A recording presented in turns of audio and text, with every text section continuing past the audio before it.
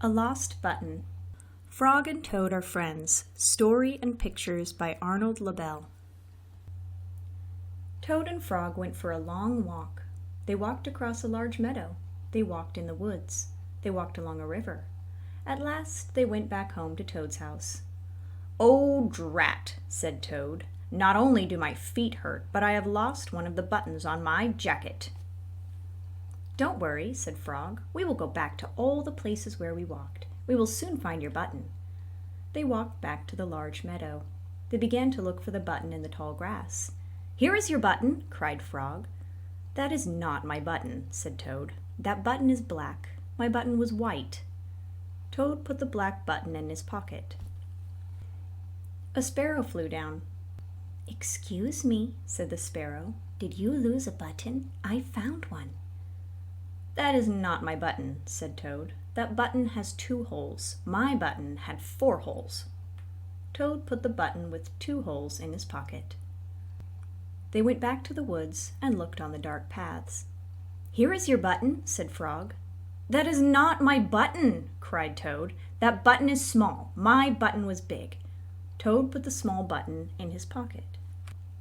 A raccoon came out from behind a tree. "I heard that you were looking for a button," he said. "Here is one that I just found."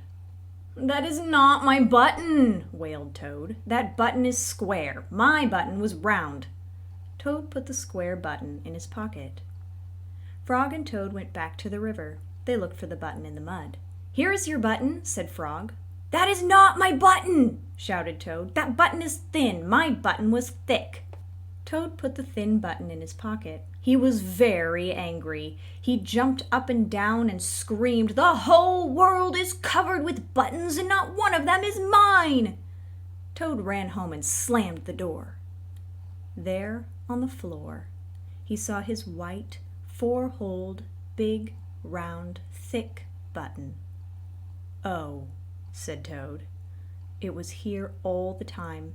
What a lot of trouble I have made for Frog." Toad took all the buttons out of his pocket. He took his sewing box down from the shelf. Toad sewed the buttons all over his jacket.